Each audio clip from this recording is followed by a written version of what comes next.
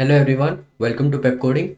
In this video, we will look at the question word search. Okay, so let's see. Let's take the sample input. Right, this is my sample input. Now, in this question, you're given a grid. You're given a grid like this A, B, C, E, right, of some characters S, F, C, S, A, D, E, and E. Right, you're given a grid of some characters and you're given a word something like A, B, C, C, E, D. Right, you have to check if this word exists in this grid. Okay, so let's see. If I go from here to here, from A to B to C to C to C to E to D, right, you can see that this word does exist in this grid, but this word is not in the right format, right? In crossword you had three options, that if the word is going to exist horizontally, right, that the word can exist like this, or the word can exist like this, or the word can exist like this, right? So it can exist in horizontal or vertical or diagonal, right? So you had three options, but here the word can exist in any sort of manner, right? It does not have a direction. It can exist like this, right? It can exist like this. So there is not a specific preference. So the word can exist in whichever way it can, whichever way it likes. Okay. So how are we going to solve this question? Right. This is a very simple backtracking question. We're just going to use a normal backtracking and we'll try to solve this question using backtracking only. We will travel, we will traverse this grid one by one, and we will check if my current character, if my current character is equals to my first string character, right? If it is equal to the first string character, then from there I will start my recursive calls of top, left, bottom, and right, right? These four calls of top, left, bottom, and right, and by them I will go to the right position. If I go here, if I go to B, right, or if I go to S, I should return false from here, because at this moment, this for this S, this B is not equal, right? As I'm at A, I know that A is equals to the first character here, A, right? So I need to go to the second character. I need to check for B now, right? So if I go to S, I will return false from here, because I know that from this position that this S is not equals to this B. Okay, so I'll return false from here. So I'll go to this B. For this B, I will get true, right? For this true, for this B, I will get true. So I will also have again those four calls, right? Top, left, bottom, right, and similarly I will travel the whole grid, and I will check that wherever I'm getting true, only going to travel in that direction, right? And if I get to the end of the string, if some way I get to the end of the string, then it means that I've traveled the whole grid and I found the right answer. Okay, it means that I've found the right answer if I've traveled the string completely in the board. Okay, so but there is only one condition remaining, which is, let's say we have a word, or we have a grid like A, B, C, D, E, F, G, H, I, right? We have a grid like this, and our word is ABA. Okay, so let's see that if I'm at A, I will go to B, right? I will execute my four calls: top, left, bottom, and right. Right, these are my four calls. So if I go to B, right, for this B, I will execute the top, left, bottom, right calls as well. Okay, when I go here, when I'm at B, I will execute its four calls, right? Again, so for B, I will go to top, left, bottom, or right. Right, when I go to top here, I will get ABA. Right, I will get my answer. I will get my answer if I go here and I go back again. But we can actually see that this is not the case. This is not the actual case. We don't have the word ABA in our grid, right? So it is going to return true even if it is not the case. So So to stop this, we have to make a visited array, right? We have to say that A is visited in some way.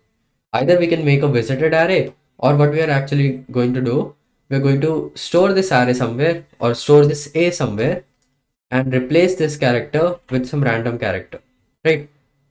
We are checking that if my character is equals to the character that I need. So if I'm checking for A is not present in this grid, right? So I'm checking for A in this grid, right? A is not present, so I'll just return false in that case, right? And as I'm backtracking, I will just revert back the changes and put A here only. Okay, so I'll just do that when I'm making the call. When I'm making the call, instead of saying that it is visited, I am going to put a random character there saying that it is visited. Why am I doing this? To save some space of the visited array, right? I can say save some space of the visited array using this method. So this is my approach. Now let's try to code this. Okay, so right, so the first thing we need is n, right? Board.length. Now we need m, which is also board.length, right? This is board of 0.length. Now we need to travel on this board. So I is less than n plus plus I. For int j is equals to 0, j is less than m plus plus j. Now we are going to check if my board of I comma j is not equals to word or character at 0, right? This means that if my current character is equal to or if my current character is not equal to the first character of my string.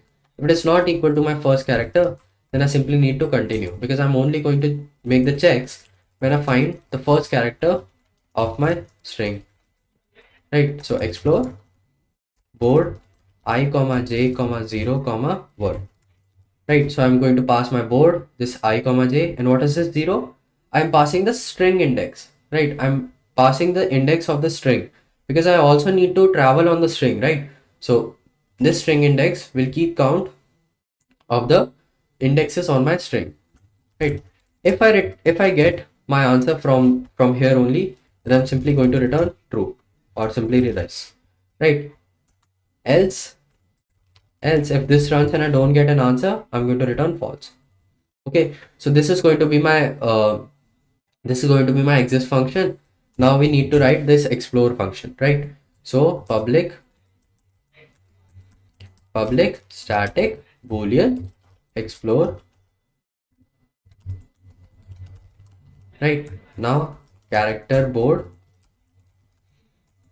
int I, int j, uh, int si string index, and string word. Right now, if si is equals to board.length or s.length, right, it means that I've traveled my string completely. So I'll return true from here.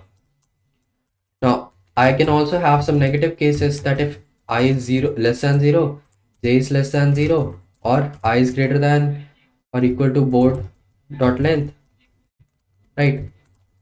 Or j is greater than equal to board.length, board of 0.length, right? For that case, I'm going to return false. Now I can also have the case where my current character is not equal to the string character, right? So for that case, for string character, I'm going to return false as well, right? Return false here. Now if this is the case, if this does not happen, it means that I found the right character, right? So I need to store my current character. I'm at my position, right? So I need to make my 4 calls. So first I'm changing the value at my current position, first storing the value at the current position, and then changing it to some random value, right? Now we will also need a direction matrix because we are going to make the 4 calls, right? So my direction matrix, let's make the direction matrices static int di, which is -1 0 1 0, right? And static int dj is equals to 0 comma -1 comma 0 comma 1, right? If this is the case, if this is the case, then I'll make the for calls. So explore, right, board of I plus di of d, j plus dj of j, right? Now my string index will always be incremented by 1 and my string only, right? If I get the answer from here, then board of ij will be my current character because I'm going to return true, right? I also have to revert back the changes. So I'll make the change, I'll undo the changes from here and I'll return true, right? Board of I comma j equals to my cap. And this is the case if I don't get an answer, then I also have to revert back the changes. So board of I comma j is equals to my cap. This looks fine. Let's run this code. Successful. Let's submit this.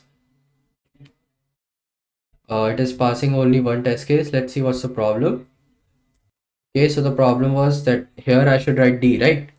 Since I'm checking for the directions, I had written J here. Now let's run this. Submit it. Okay, it is passing all the test cases. So I hope you understand this question. If you don't, I would suggest you watch the part which you don't understand. Don't forget to like, share and subscribe. Thank you for watching.